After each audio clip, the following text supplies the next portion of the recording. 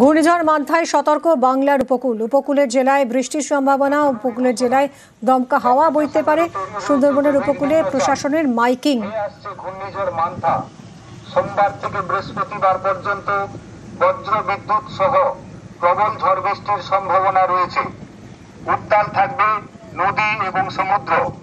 উপকূলবর্তী এলাকায় 30 থেকে 50 কিলোমিটার গতিবেগে ঝোড়ো হাওয়া বইবে।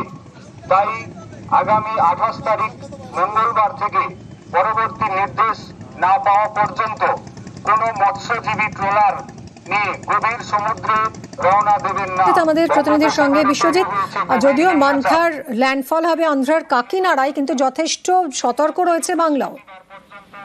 হ্যাঁ দেখো, একেবারেই আগে গত কয়েকবারের মতোই কিন্তু কোনো খামতি প্রশাসন রাখতে চায় না। প্রথমত মানুষকে সচেতন করাটা প্রশাসনের প্রথম কাজ, এবং সেই মতোই কিন্তু যেটা দেখা যাচ্ছে নামখানা থানা, ফ্রেজারগঞ্জ কোস্টাল থানা, গঙ্গাসাগর কোস্টাল থানা, এই সমস্ত এলাকাতে কিন্তু মাইকিং চালু করে দেওয়া হয়েছে। এবং মূলত এই সমস্ত এলাকাতে যারা মৎস্যজীবী রয়েছে তাদের জন্যই কিন্তু বিশেষত মূলত মাইকিং করা হচ্ছে। সেখানে পরিষ্কার উল্লেখ করা হচ্ছে যে এই মান্থা যে আসছে সরাসরি প্রভাব না পড়লেও কিন্তু সমুদ্র উত্তাল থাকবে, সমুদ্রে কাউকে নামা যাবে না, এবং যতক্ষণ না মৎস্য দপ্তর এবং যারা মৎস্য আধিকারিক রয়েছে তাদের নির্দেশ না আসা পর্যন্ত ততদিন কিন্তু তারা উপকূলে অবস্থান করবে। এবং সেই মতো প্রশাসনের তরফ থেকেও কিন্তু বকখালি পর্যটন কেন্দ্র এবং গঙ্গাসাগর পুণ্যক্ষেত্র যেটা রয়েছে সেখানেও কিন্তু একেবারে মাইকিং করা হচ্ছে এবং নজরদারি বাড়ানো হচ্ছে।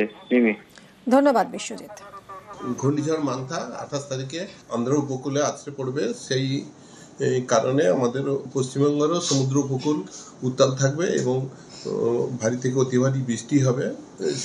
সেই কারণে আমাদের মৎস্য দপ্তর থেকে আমাদেরকে নির্দেশ পাঠিয়েছে। সেই মতো আমরা আমাদের সমস্ত মৎস্যজীবীদেরকে বলেছি আজ 27 তারিখ আজই যেন সমস্ত ট্রলারগুলো ফিরে আসে এবং নতুন করে যেন কোনো ট্রলার আর সমুদ্রে না যায় যতক্ষণ পর্যন্ত নির্দেশ আসছে।